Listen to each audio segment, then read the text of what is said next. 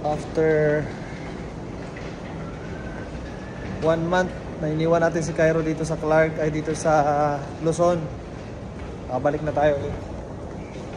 So magkikita ulit kami.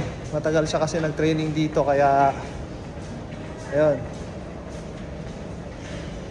kita ko na ulit siya. Medyo na busy kasi ako sa Davao. May mga kailangan kasi kasuhin ng mga papeles at saka mga events. So umuwi muna ako. Ngayon, binalikan ko na si Cairo. Ang lagi niya kasama dito si Tito Ron. Si Tito Ron na lagi niya kasama dito sa Luzon. So ngayon, tatlo na naman ulit kami. Let's go! At eto na nga, si Cairo at saka si Ronron, sila yung sumundo sa atin. Napansin nyo ba si Cairo? Ang laki ng pinagbago niya.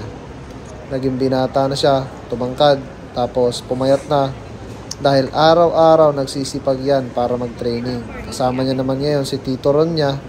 Yan ang kapatid kong enduro rider. Siya yung laging kasama ni Cairo sa mga training. At siya na rin yung naging mentor at coach niya dito sa Pangasinan. Diretso na kami ng Asingan, Pangasinan. What's up, mananap? Hi.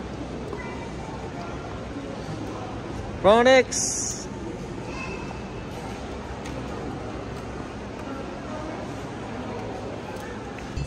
At dahil nga wala pa kaming schedule ng practice ngayong araw na to, ay kailangan muna natin puntahan ang Thanksgiving ni Mayor Dong Villena. Kung maaalala nyo guys, yung pakarera na Dobsons dito sa Batangas. Siya ay ating kaibigan at siya ngayon ang kasalukuyang mayor ng Taysan, Batangas. And pupuntahan natin ang kanyang Thanksgiving party doon sa kanilang bayan ng Taysan. Medyo malayo ang biyahe natin at ito na nga, dumating na tayo ng Taysan. At gusto ko lang ipalam sa kanya, nandito lang ako para sumuporta sa kanya dahil napakaganda ng advokasya ng tao na to. Gusto niyang pagandahin ang lugar nila, ang bayan na kung saan siya lumaki at saan siya nakatira. Gusto niyang pagandahin at bigyan ng progreso. Kaya talagang nandito ako para ipakita na suportado ko siya sa lahat ng mga plano niya para sa pagbabago ng Taysan. At eto na nga, makikita natin na yung party nila napakaganda dahil masasaya mga tao, and makikita natin na talagang nagpapasalamat sila sa pagkapanalo ng kanilang mayor. Ito na si Boss Dong. At pagkatapos naman ito, babiyahin na naman kami. Medyo inaantok na si Dexter dito, kaya alam ko gusto niya na matulog. Kaya pinalitan ko na siya sa pagmamaneho after nito, kasi para makapagpahinga naman siya. Ayan o.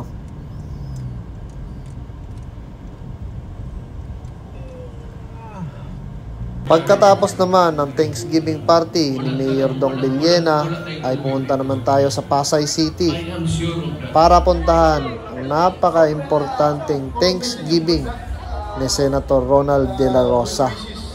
Talagang gusto ko ipakita rin kay Sir Bato na nandito ako para suportahan siya. Nung inimbitahan niya ako at nag-text siya na pumunta ako, agad-agad ako na pumunta talaga. At ito nga pala ang world champion na kanyang son-in-law, si Edsel Gino. Siya ay world champion na shooter. Kaya makikita nyo si Senator Marcoleta, Senator Jinggoy Estrada at saka si Senator Bato.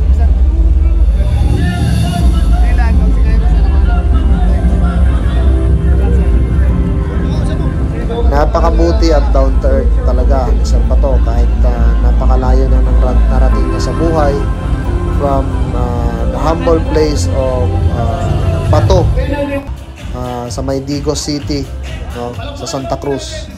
Ngayon nandito na siya sa Manila, protecting the Philippines from criminality and injustice.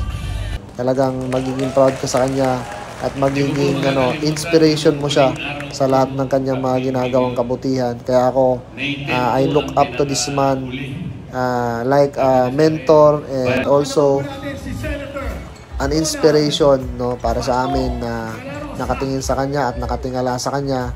Congratulations sir for another victory dito sa labanan sa Senado at sa politika.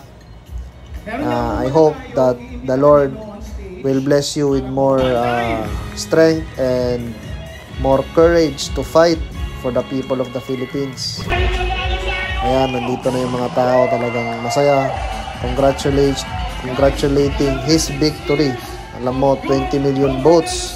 Napakarami yan. Sa 20 million votes na yan, talagang alam ko, hindi kayo bibigoin ni Sir Bato.